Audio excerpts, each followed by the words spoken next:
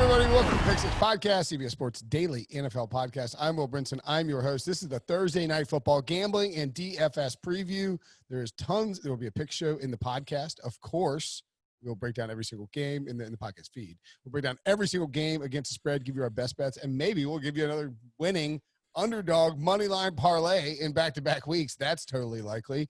We hit ours last week, courtesy of myself, Pete Prisco, Kenny White, and the man, the myth, the legend, R.J. White, 4-1 against the spread on his best bets on sportsline.com. I hope you're theoretically booking action with some like gold chain wearing fella down there in Fort Lauderdale, R.J. I didn't know that Pete Prisco took bets. Pete does have a chain. But the what is he calls it something for the curse for what does he call the curse that he puts on you? I don't know. Threatened to like put a Italian whammy curse on you. It's very weird. Yeah, he definitely says whammy all the time. I'm gonna put the whammy on you. I'm gonna put the whammy on you with this. That's not Italian though. That's press your luck. You're right. That is pressure luck, which didn't fare that well when they brought it back. I didn't think. It was all right. Show, yeah, I mean the original was fantastic with that board. It was all right. I mean, I'm not in the time where I'm going to block out half an hour for game shows a lot, but I thought it was fine. It's no Wheel of Fortune, it's no Jeopardy for sure, but we spent a lot of time as kids watching game shows. They were amazing. Like I would watch Press Your Luck for 2 hours in a row. I mean, as a kid, that was like what you aspired to, is to be on a game show one day. Like when you want to grow up, put me on Press Your Luck because that seems awesome. I mean, when Who Wants to Be a Millionaire came out, it was just a thing. Mm-hmm. I mean, like it was just a serious thing that people watched on a regular basis. Now we watch football, and we're going to watch the Bengals and you know what? I'm not going to complain about this game. I started to. I'm not going to. We didn't think we were getting football. And this is already week 2. I'm complaining about a football game on a primetime spot with 2 potentially great or potentially terrible young quarterbacks in Joe Burrow and Baker Mayfield playing in an AFC battle. The Browns -6 against the Bengals, the over under 43.5. The Bengals money line +210. The Browns are -250. A ton of injuries in this game, RJ. Kevin Johnson and Greedy Williams out in the backfield for Cleveland. Jack Conklin, Jedrick Wills, J.C. Treader, oh boy, all questionable. We'll have to see what happens with that offensive line for Cleveland. Geno Atkins out again. Mike Daniels also out for Cincinnati. So, man, it's kind of tough to handicap this game, I think, just because of those injuries and because Cleveland got curb stomped in week 1 by the Ravens. But we don't know if that is Cleveland is terrible or Baltimore is elite. Yeah, Cleveland had a tough matchup, but it's hard to like much about their performance anyway. I mean, you go down the roster of the teams that played the best teams in the league. Houston scored 20 against Kansas City. They didn't look terrible, and that's probably a team that's in the Cleveland range of teams. Then you go over to who played New Orleans, Tampa Bay. Brady looked pretty bad, he looked rusty, but that defense, even though they gave up so many points, showed up pretty well. So there's things to take from that game positive about Tampa Bay. You get Arizona's probably in the Cleveland tier. They went out and beat San Francisco on the road, last year's Super Bowl team. And then you even drop down a little further. You take the team that played Pittsburgh, which is the Giants. They had some positives to take from their game too. I'm not going to say that Giants are making the playoffs or anything, but that defense had a pretty solid performance through most of that game. Daniel Jones had some bad plays, but mixed in a lot of good. And you can't really say any of those things about the Browns. They just looked abjectly terrible. So I don't have a lot of confidence in them moving forward. I think Burrow didn't look that bad despite only scoring 13 points. He's got a much easier matchup here. Like you said, it's a beat up Browns defense. Greedy Williams out again. I think the Cincy receivers could go to town, have a huge day against the secondary.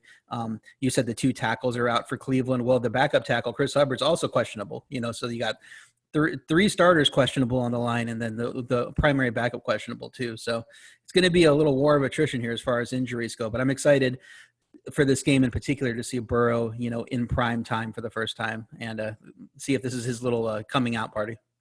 Yeah, I thought that. You mentioned Tom Brady was rusty. The other thing that stood out to me in Joe Burrow's first game was that Joe Burrow was a rookie quarterback starting on a team with a bad offensive line in a pandemic offseason with little time to practice and get accustomed to his weapons. Like he missed A.J. Green for what should have been an easy touchdown when he overthrew him in the end zone against the Chargers. And look, L.A. has a bunch of good pass rushers. I mean, that's a tough spot to be in. I'm curious, do you think that narrative matters here at all in the sense that Joe Burrow former, number 1 overall pick this year, has a lot of swagger about him. I hate saying that word, but it's true. Like, he just does. Like, he's smoking cigars after the national championship after they beat Clemson into the ground. Going against Baker Mayfield, also, he has almost as much swagger as he has commercials. A former number 1 overall pick. Like, this is a big spot sort of for where Joe Burrow, you go beat Baker Mayfield in Cleveland, and you rip Cleveland's heart out, but B, you're like, hey, look, might be a new king in the North here. Yeah, if you're Cincy and Joe Burrow, you can go in and win this game in his second start. It seems like Cincy's already moved past Cleveland on the pecking order, and it took 2 games. So that would just be, heartbreaking for Browns fans to think that they should have some optimism going into the last couple of years. Even projected to, what were they last year? Like, predicted to win the division or really close. The Browns were 20-1 to win the Super Bowl. Yeah, with the Steelers, and now all of a sudden they could be back in the basement again if Burrow can show out in this game and kind of take the crown from them for 3rd place in the AFC North, whatever that gets you. Right. Yeah, I don't, man. I think it's a tough game to handicap right now. Where are you leaning in terms of game picks?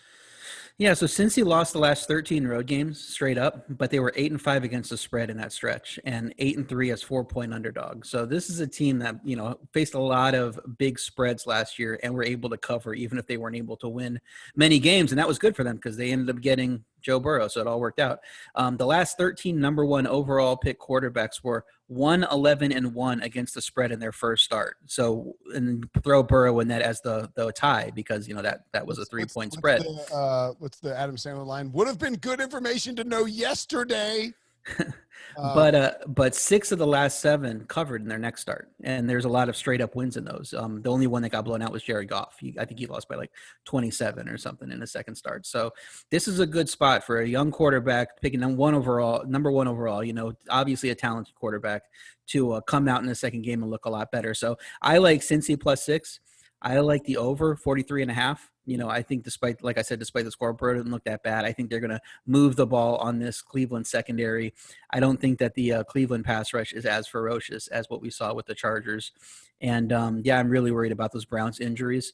Be sure to keep an eye on the inactive list. If the Cleveland O-line ends up decimated, we go from a good play to a great play on Cincy, then, enters best bet territory. But at +6, it kind of love them anyway. All right, let's say that Wills and or Conklin, and you can sort of play it both ways. Either one or both of them are out. What do you think would happen? Like, do we see a huge line shift like to 4? And because excuse me, I think those guys are worth more maybe than we're giving them credit for. Yeah, 4 is a little much, but once you get to the 4.5 to 5.5 range, it's all about the same. There's not many games that end in 5. Yeah. So if he starts dipping from 6, it could get to 4.5 pretty quickly. So I would, if I was, putting a line on this game right now, I would probably make it 3. So I think this line is way off. Wow. But so if you get it to 4, it's not that surprising to me. But I don't know that there would be that much play in it because I don't know that there's that much reason for people to line up and throw a bunch of money at Cincy. Because it's Cincy. All right, so let's say hypothetically that you bet the under at 45. Would you come back and take the over at 43 or 43.5? I would just rather have a position in the game. Like, I don't love the under 45. I think over 43.5 is a better play, but I don't know that I want them both. 44 is a decently key number, and then of course you get the win on 45, where it would be a push on the other bet. So, I mean, sure, maybe a little bit, but I just rather just run with the position in the game if that was my initial reading of it. Okay. I feel like this game could just be a slog. Although, like, Cincy's tempo wasn't bad, and neither was Cleveland. It's just hard to know what their tempo was because I think Cincy was playing against LA and Cleveland, and Cleveland was playing against Baltimore. Like, it's just hard to get a real read on what these offenses are right now. Yeah, the other interesting thing is, Kevin Stefanski likes to feature those multiple tight ends. What are we going to do with Njoku out? Is he going to feature the rookie more, which I'm going to talk about a little bit when we get to the DFS section. And if Jarvis Landry, who was also questionable in this game, what if he can't play? Because they don't have a lot of depth at receiver. It's guys like, I think, Damian Ratley and Rashard Higgins and all those guys that you're used to hearing for Cleveland scoring a random touchdown, and then you never hear from them again after you pick them up in fantasy. So, If once people start to get hurt for Cleveland, it starts to go downhill in it quickly because they don't have great depth. All right, let's take a break. When we come back, we will talk about the DFS that you mentioned. Okay, so before we get to DFS, bad tease by me. Let's talk player props as well. You're on the over, so I'm going to assume that you'll be targeting an over on at least one quarterback. Yeah, it's all kind of interrelated too. DFS and player props. I mean, it's all the same thing basically. So point spread. I'm gonna talk about two players: Joe Burrow over 236.5 passing yards and over 25.5 rushing yards. Cleveland dealing with those injuries on D. I think Burrow can have a nice passing day. I think since he has a great stable of receivers, and that's going to be able to help them take advantage of that secondary. I think injuries are also going to affect play at a linebacker for Cleveland. Mac Wilson's, still hurt. They're dealing with injuries to that position. They weren't really strong to begin with. That'll help Burrow running the ball. We saw, he had a great read on that 23-yard touchdown, but you take that away, he still also had 7 carries for 23 yards. So they're going to run. Looks like they're going to move him around a lot, and he's going to be carrying the ball. So I like both of those overs for Joe Burrow. And then my other player is Tyler Boyd. You can get his over 4.5 receptions at plus 130. So he has to catch five receptions, over 49.5 receiving yards. We saw that A.J. Green was the primary weapon last week, and I think he's going to draw Denzel Ward in coverage all night. Denzel Ward's the one corner that Cleveland has that you got to be scared of. Boyd is more talented than anyone else the Browns can throw out there. I think he's going to feast against the rest of that team. So I think it's going to be a big night for Tyler Boyd. Okay. So I actually had a buddy text me and say, would you start – you have Anthony Miller, another Miller. Who's the other Miller? Some other Miller. Scotty. Yeah, Scotty Miller, Anthony Miller, and Tyler Boyd. He's got to pick 2 in fantasy. Would you roll with Tyler Boyd? And it's easy to be hesitant about Tyler Boyd and a rookie quarterback on a Thursday night. Well, Boyd was drafted a lot higher in fantasy, so I think you got to roll with him, especially, and you're not going to get a matchup much better than this considering the injuries. So yeah, definitely go with Boyd on one of those, and then figure out which Miller you like better from there. Probably Scotty because of that matchup. 3 touchdowns for Tyler Boyd, huh? Yeah, lottery ticket prop. Let's go back to Tyler Boyd. His first touchdown prop is 16-1. And that's nice. I like that. Pretty good. Then to score 2 touchdowns in the game, it's 18-1. So you hit that first touchdown, then you're looking pretty good on that one. Then to score 3+ touchdown, you're looking at 80-1. So assuming that Green gets that Ward in coverage, I could see Boyd having a huge game. He hasn't had 3 touchdowns in his career. He's only had 2 touchdowns, twice, I think. But I could see him breaking. If you're going to bet 2 touchdowns, you need to bet 3 at 80-1. Get a little bit in there. $5 or $10, just a little something in there. Right. So I could definitely see Boyd breaking a long play early, catching that 16. Tyler Boyd touchdowns. So like I said, he's only scored 2 touchdowns twice in his career, but he's only played 1 game with Joe Burrow, and we expect Joe Burrow to be a high level quarterback in this league, anywhere from above average to great. So if this is the Joe Burrow breakout game, it could be a huge game for Tyler Boyd if AJ Green's getting blanketed by Denzel Ward. So you want to go with the lottery ticket, just fly around Boyd and hope that he has a huge game. Just plugging this in hypothetically in a local situation here, Tyler Boyd to have at least 4 receptions is minus 250, and to have at least 5 receptions is plus 110. Now, either Vegas is very sure that Tyler Boyd is going to stop catching the ball at 4 receptions, or that's really good value, right? Right. Yeah. So I think the 5. I like the 5. And looking at touchdowns, I bet I don't get 80-1. Ooh, 100-1 for 3 touchdowns. Nice. That is not terrible. 19-1 for 2. Yeah, so a nice, bigger disparity there. And, of course, 80-1, 100-1, these probably aren't hitting, but it's fun to root for. If Tyler Boyd starts to have a breakout and you're sitting on 2 touchdowns already, you're like, uh-oh, here we go. 14-0 with 2 Tyler Boyd touchdowns at halftime, you are feeling frisky. Right. To say the least. Okay, let's move on to DFS. So, I mean, obviously, you're probably going to involve Tyler Boyd in some capacity in DFS. If you were playing it, would you use him as your captain? I like him as a sleeper captain pick in GPP. Go for that home run and see if he gets those multiple touchdowns and takes you over there. If I'm playing 50-50s or cashes, that kind of thing, I'm going Joe Burrow as my top captain pick. I love his matchup. He's going to have a huge day here. So those are my 2 options for captain. I wouldn't really mess with a Browns pick at this point. Okay. Do you think there's a path? Because I do, where there's not a lot of scoring in this game, and you go with the defense, like you go Browns I don't know is it Browns defense or Bengals defense that you would go with the captain if you're doing a captain, and then like just do both kickers? Yeah, it's just hard because it's so many injuries on each side. So it'd be hard for me to play the Browns thinking that Burrow can have a good passing game. I guess you could play the Cincy defense, but I mean, come on, they look solid. They look solid in coverage against Chargers, but we don't expect him to have a big passing offense anyway in LA. And then you look at the injuries. Geno Atkins out. Mike Daniels, who filled in for him, he's also out. So you're looking at DJ Reader in the middle of that defense, plus questionable players otherwise. So maybe Brown's going to run the ball, down Cincy's throat. So hard for me to go defense. I think it's going to be a little higher scoring game. All right, and finally with the DFS stuff, do you think that when you're looking at the game script, and that's really important, you have to have have that in plan. Do you think the game script is Tyler Boyd and Joe Burrow? So let's say you go Boyd at captain, you add Joe Burrow. How are you filling that out? Is it coming back with Mayfield throwing to OBJ? Is it Mayfield dumping off to his running backs? What do you think? Well, the first thing you do is you scroll all the way down to the bottom and look at the $200 range, and you click a guy named H. Bryant. It's Harrison Bryant, rookie out of FAU. Atlantic, yeah. Yeah, he had the second most snaps at tight end for Cleveland last week, and he'll play even more now that Njoku's out. So everybody expects Austin Hooper, right? Yeah, Hooper. I wrote down Hopper here like an idiot. RJ, you just Harrison Bryant is a $200 DFS lock. If he catches a touchdown, and so lock Harrison Bryant, everybody. And he catches a touchdown, you tweet at me at RJ at RJ White 1, or you just tweet at RJ and be like, you're a golden god, Austin Hopper. We'll forgive you for Austin Hopper. Yeah, so Austin Hooper is supposed to be, the top fantasy option there, but I think they could lean on him more as a blocker with those injuries at tackle. You want to keep a tight end in more to block, to help out tackles if they're less than 100% or if backups are in play. And Hooper's a better blocker right now. So I think you send Bryant out into more pass routes and keep Hooper in as the blocker, and Bryant could have a little sneaky game. I think it's obvious he's going to give you positive production off that $200 price tag. And then when you put that in, you could basically do anything else. In my lineup for either GPP or 50-50 gets Baker and both Cleveland running backs in there to take advantage of those injuries in the middle of the defense of Cincy. So with Boyd or Burrow, you get both Baker and both running backs? Correct. You get that $200 in there, and then you can go nuts.